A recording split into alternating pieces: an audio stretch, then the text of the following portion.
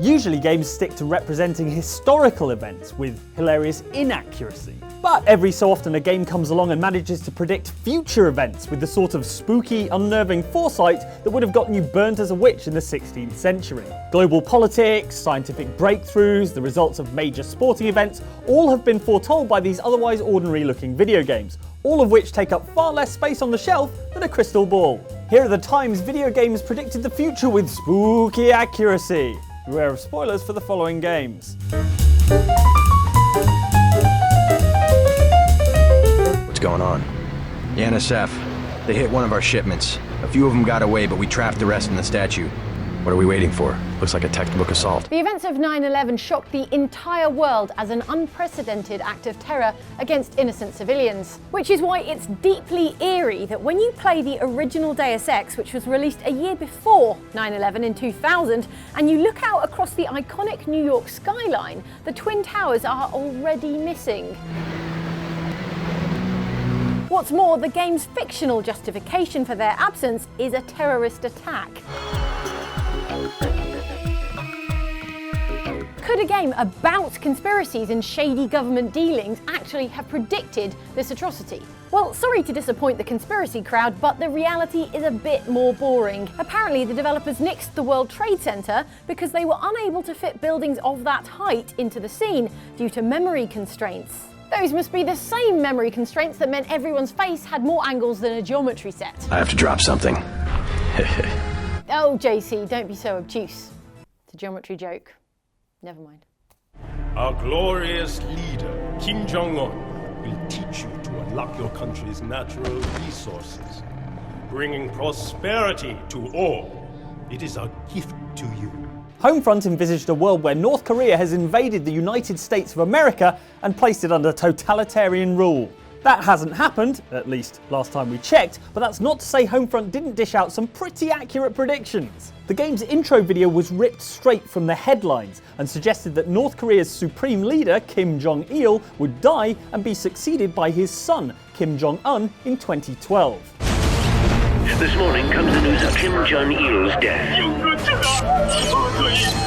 North Koreans greet their new supreme leader, Kim Jong-il's son, Kim Jong-un. The game was released in March 2011, and by the 17th of December of the same year, Kim Jong-il's death was reported by North Korean state television. By December 28th, Kim Jong-un was officially installed as the new leader of the republic. Just 3 days before 2012. I mean, close enough for jazz, right? It was a weirdly prophetic thing to include, but it's also evidence that the developers actually did their homework when it came to constructing a plausible storyline. What they failed to predict is that people wouldn't be bothered about playing a substandard Call of Duty clone with a scene where you press X to jump in a mass grave. What? Lie down! Jacobs, get in! Down! So, after 2016 was the absolute worst and killed almost every celebrity or musician that I've ever cared about, what's the forecast for 2017, Homefront? Across the nation, civil unrest has intensified with the demise of the US dollar. Oh, great. Can someone keep an eye on Paul McCartney for me? Have you thought any more about that proposal I gave you, sir? My answer remains the same. I'm sorry, Trent, but no. I won't loan the Pelagic 2 to Datadyne. Now please, can we move on to other matters? Perfect Dark, released in the year 2000 for the N64, is most famous for being the sequel to GoldenEye that wasn't a sequel to GoldenEye. But that's not the only reason it's interesting. It's also interesting in that Perfect Dark also featured a black president of the United States of America, President Josh Clanton, back when Barack Obama was still only an Illinois state senator. Thanks, Clanton. Yeah, it doesn't quite have the same ring to it, does it? Now, we're not saying a black US president was impossible to predict, and it actually happened earlier in reality than in the 2023 set plot of Perfect Dark. But bear in mind the first series of TV show 24 was celebrated as progressive for including a black president, and that didn't come out until a whole year after Perfect Dark. But that's about the limit to the similarity between the game's plot and reality. We're almost 100% sure Barack Obama was never cloned by a shadowy organisation. We're also equally sure that someone somewhere thinks that he was. The year is 2008, and the world teeters on the brink of war. Radical ultranationalists have seized power in Moscow. Their goal, the re-establishment of the old Soviet Empire. Military fiction author Tom Clancy had such a long and prolific career and invented so many near-future conflicts, he was bound to get one right sooner or later. So it was with the very first Tom Clancy's Ghost Recon game released in 2001. It imagined a war between Russia and neighbouring Georgia erupting in 2008. Deployed on peacekeeping duty to the Republic of Georgia in the Caucasus. Fast forward 7 years, and guess what happened in 2008? Yes, the first Twilight movie was released, but also war between Russia and Georgia erupted. Honestly, you and those Twilight films. In both the real and the Ghost Recon versions of events, the whole thing began with conflicts between South Ossetian rebels and Georgia, with Russia then stepping in and invading Georgia. The timing was uncannily accurate too, with the game's version of the conflict occurring only 3 months before the date of the real thing. Any closer and we'd be searching the online servers for Vladimir Putin's gamertag. So the circumstances and timing of the conflict were pretty much bang on. What's not clear is whether what followed was hours of lying around in a barren field in Georgia wearing a ghillie suit and hoping an enemy might show up. Kill confirmed. Man, at least the Rainbow Six guys got to go to Vegas that one time.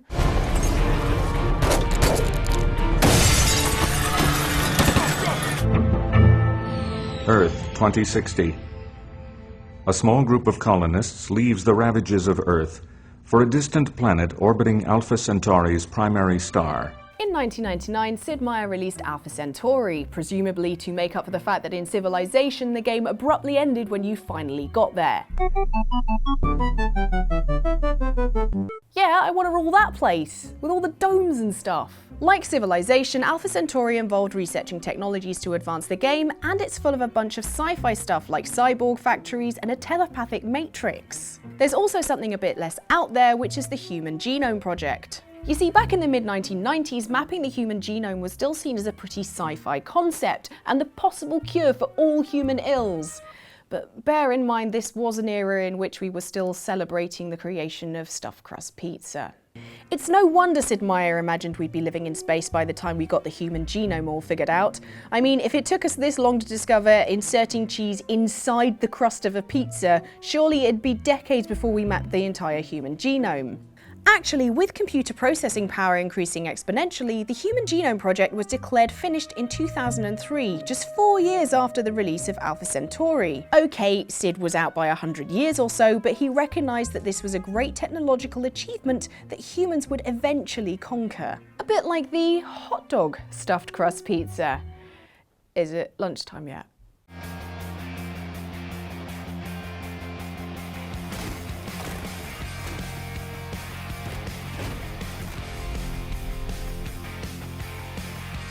Apparently there's a sport in America called football, although that can't be the case because 90% of the footage I've seen involves people carrying the ball with their hands or throwing it, or standing around talking about doing those two things. Still, it seems to be quite a big deal, and the biggest football game of the season is called the Super Bowl. Do not get me started on the fact that there is no actual bowl. For years, EA Sports has been predicting the outcome of the Super Bowl game using its Madden games and doing a decent job. But then in 2015, things got weird.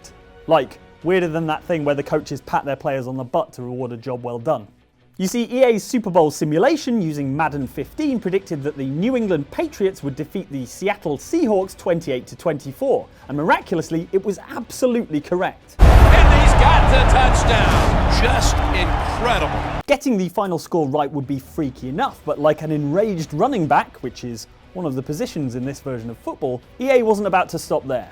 Madden also predicted that Tom Brady would earn the MVP award for his performance, that the winning touchdown would be from a short-range passing play to Julian Edelman, and finally, ridiculously, that the Patriots would be trailing in the third quarter 14-24 before coming back to win.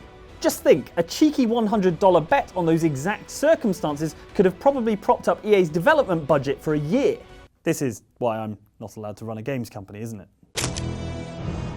Tomorrow, General Carmona's troops will roll into the capital, and I will be Venezuela's new leader. You should have just paid me the money. I love money. This means there will be many bounties on my head. I can't have your friends hunting me.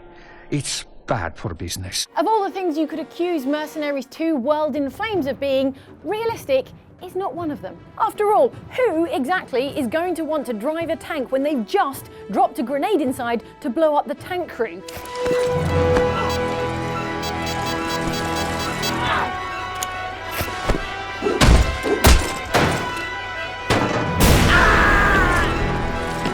Can you imagine how sticky it would be in there? Totally unrealistic. Still, the Venezuelan setting and thinly veiled caricature of the country's president was enough to annoy actual president Hugo Chavez back in 2008.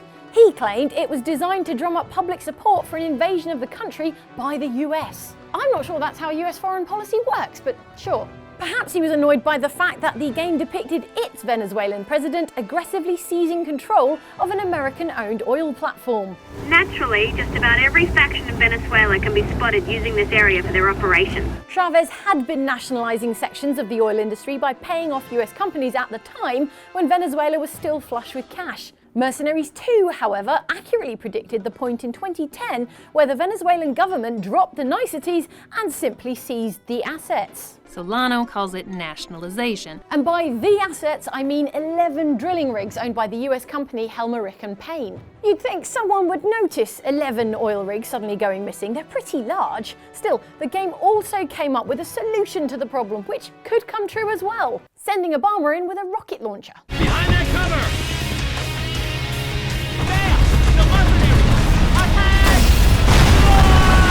Hey, it could happen. He's got a lot of free time coming up. Thank you for watching this video. Please like and subscribe if you enjoyed this. And I have a prediction for you. It is that you will enjoy these two sets of videos. One is a playlist of other videos a bit like this. So chances are good that that prediction is going to work out. The other one is a video from Outside Extra, which is our new second channel, which I also predict that you will like and hopefully subscribe. See you next time.